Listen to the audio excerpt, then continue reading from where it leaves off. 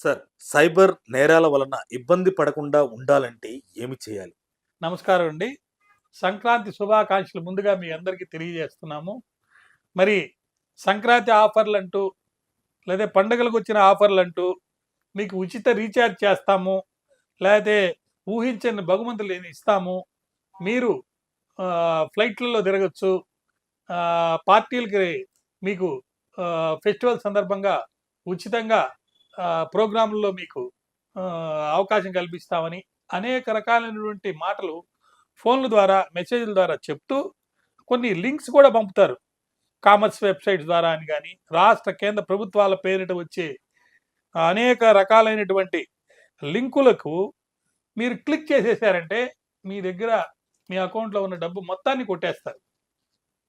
కాబట్టి దయ ఉంచి ఈ పండగల సందర్భం కానివ్వండి, లేదా ఇతర సమయాల్లో కూడా మీరు ఏదైనా లింక్స్ వస్తే మీకు తెలియనివి కాకపోతే దయచేసి వాటిని టచ్ చేయొద్దు.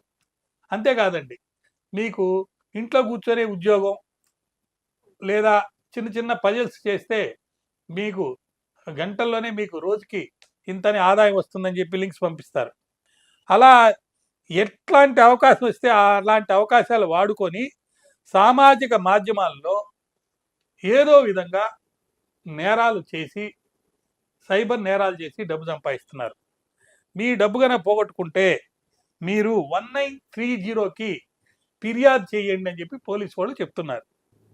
మరి ఈ పండగల సందర్భంగా మీకు 50% రాయితీ ఇస్తామని, లేదా ఈ పరిమిత కాలమే ఈ యొక్క ఆఫర్ ఉందని మిమ్మల్ని తొందరపెట్టి ఏదో విధంగా వాళ్ళ లింకుల్ని మీరు క్లిక్ చేసే విధంగా చేసి, ఫోన్లని హ్యాక్ చేసి మీ బ్యాంక్ ఖాతాల్లో ఉన్న సొమ్ము మొత్తాన్ని వాళ్ళు దోచుకుంటున్నారు.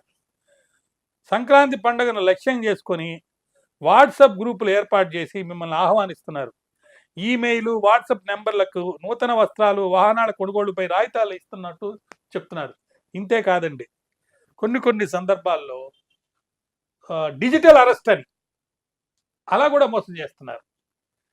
డిజిటల్ అరెస్ట్ అనేది మన దేశంలో కానీ ఇతర దేశాల్లో కానీ లేదు. ఎవరు దీన్ని నమ్మద్దు.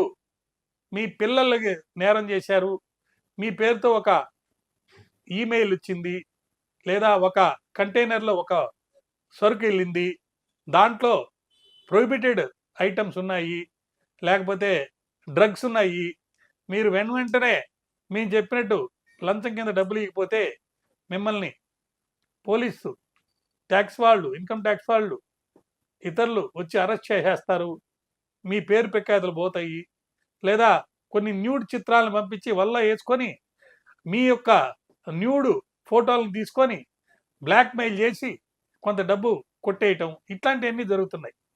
వీటన్నిటికీ మూల కారణం ఏంటంటే మీరు ధైర్యంగా లేకపోవటం, వీక్ అవటం. అలా చేయొద్దండి. లింకులు ఏవి కూడా మీరు క్లిక్ చేయొద్దు.